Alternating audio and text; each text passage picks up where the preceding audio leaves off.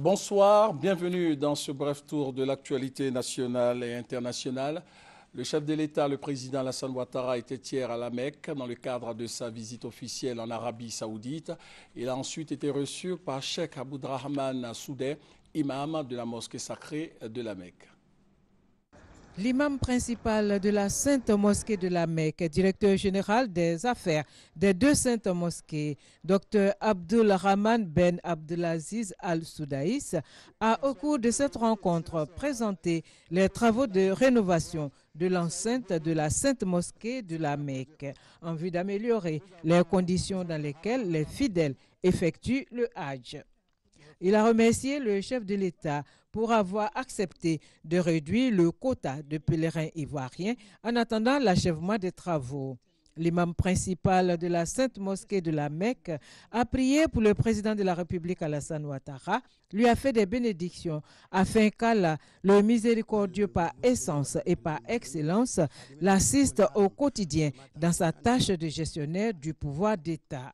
L'imam Abdulrahman Ben Abdelaziz Al-Soudaïs a également prié pour la santé du président de la République Alassane Ouattara et demandé à ses collaborateurs de s'unir afin de l'aider à mieux assumer les responsabilités qui sont les siennes.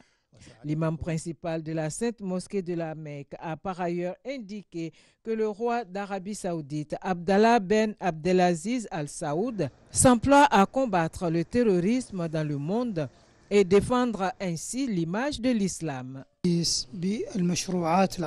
C'est le rôle de l'Arabie Saoudite d'unir la Oumma et la communauté musulmane à travers le monde entier et de combattre le terrorisme et la barbarie que l'islam combatte chaque jour. Il dit infiniment, il est très fier, il vous remercie et il demande à Allah subhanahu wa ta'ala que l'unité, la paix et la fraternité, la stabilité à travers le monde entier. Nous tenions à venir ici pour prier pour la paix dans le monde, prier pour le bonheur de tous, notamment de tous les musulmans, et de faire en sorte que notre pays continue de connaître la paix. Et nous sommes particulièrement sensibles au fait que nous avons pu prier sous la direction du grand imam et nous le remercions pour ses prières et ses bénédictions. Le chef de l'État a félicité le directeur général des affaires des deux Saintes Mosquées, imam principal de la mosquée de la Mecque, pour les efforts qu'il ne cesse de déployer pour améliorer les conditions d'accomplissement du cinquième pilier de l'islam, le pèlerinage. Sur place, ici à Abidjan, la première dame Dominique Ouattara, présidente du Comité national de surveillance des actions de lutte contre la traite, l'exploitation et le travail des enfants en Côte d'Ivoire, a ouvert ce matin l'atelier bilan du plan d'action 2012-2014. Les acteurs de la lutte contre le travail des enfants vont plancher pendant 2 jours sur le bilan de la lutte menée au cours des 3 années. À 20 h, vous aurez le compte-rendu complet de notre reporter. L'actualité nationale est également marquée par la crise interne que traverse le FPI, le Front populaire ivoirien.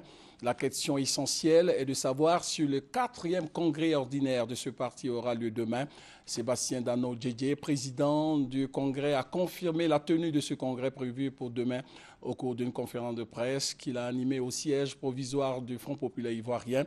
Pour lui, le congrès aura lieu demain jeudi pour redynamiser le FPI. Et de son côté, le président sortant du FPI a annoncé hier le report du congrès au cours d'une conférence de presse. Parlant d'accalmie, Pascal Afenguessan a dit avoir saisi la justice pour une plainte contre X pour falsification de documents, report du congrès et invalidation de la décision du comité de contrôle qui a validé la candidature de Laurent Gbagbo. Afenguessan poursuit en disant que le congrès n'aura pas lieu sur décision de justice.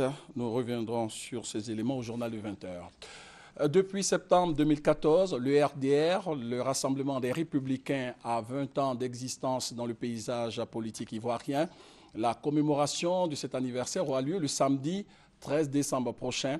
L'annonce a été faite au siège du RDR au cours d'une conférence de presse prononcée par Djibo Nicolas, le président du comité d'organisation. Les détails sur l'organisation de ce 20e anniversaire au journal de 20h.